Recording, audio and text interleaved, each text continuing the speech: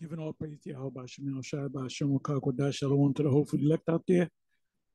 And the title of this video is What is a Thucydides trap? What is a Thucydides trap? You see the spelling right there. And I just heard this on the Mike and Mario show. It was Mario. Let me see if I can find it. Where am I?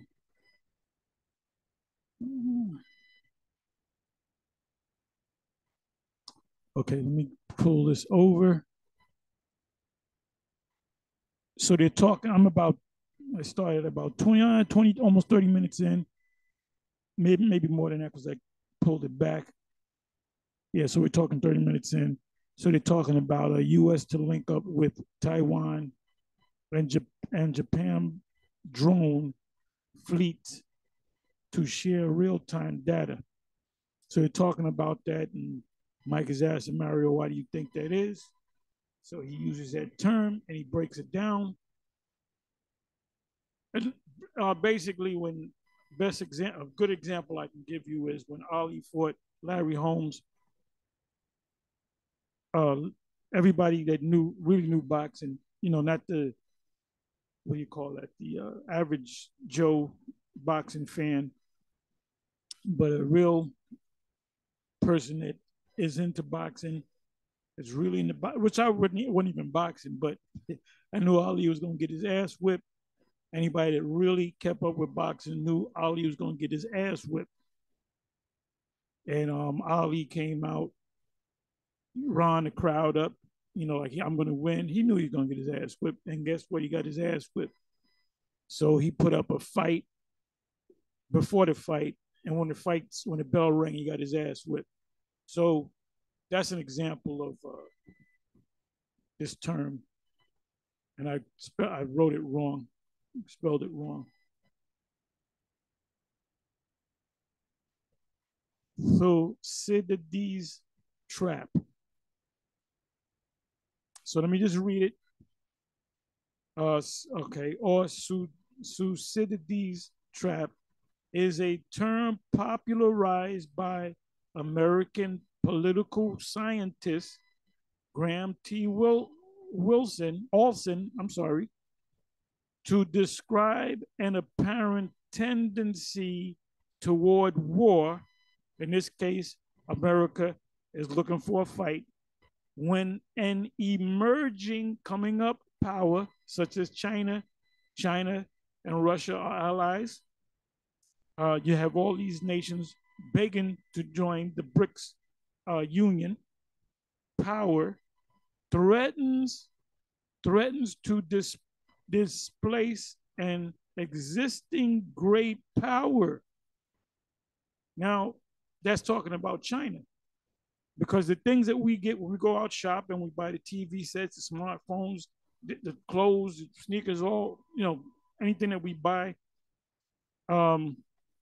that's manufactured pretty much comes out of China.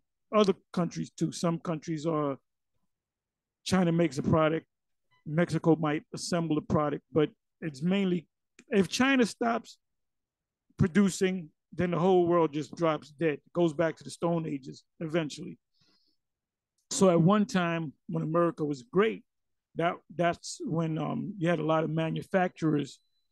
They were shipping stuff to other countries, in which the term is exporting. So the biggest exporting nation at that time,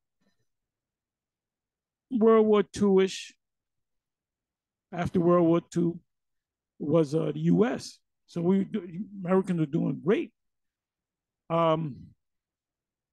And Chinese was kind of looked down on. So now China produces mostly everything.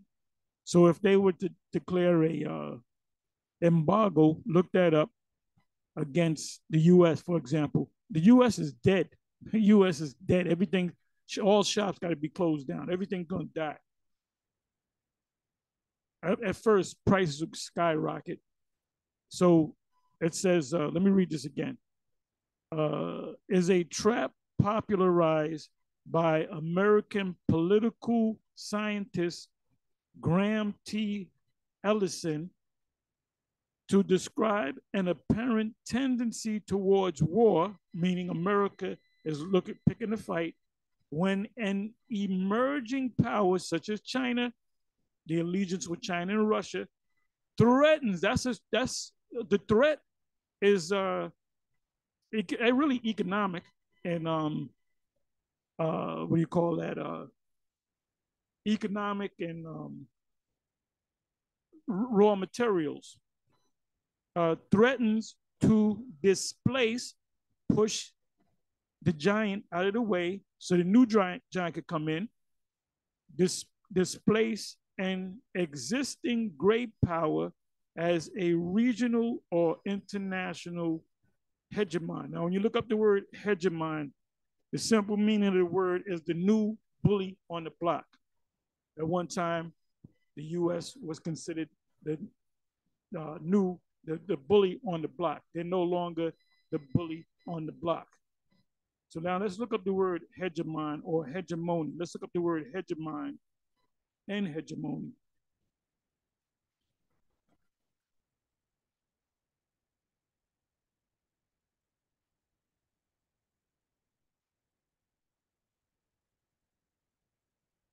Hegemon definition.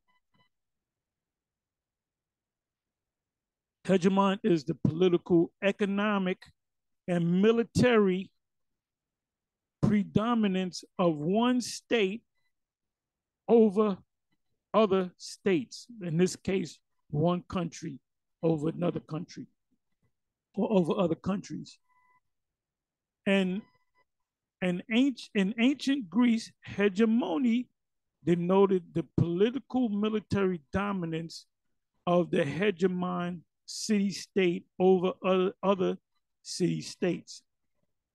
So at one time, the U.S. was the great, bully on the block, leadership or dominance, especially by one country or social group over others. So the world sees that this is Isaiah 47. Now, this is Isaiah 47 coming to pass, starting from the first verse. Read the whole chapter. So anyway, that's all I'm going to say. Shalom.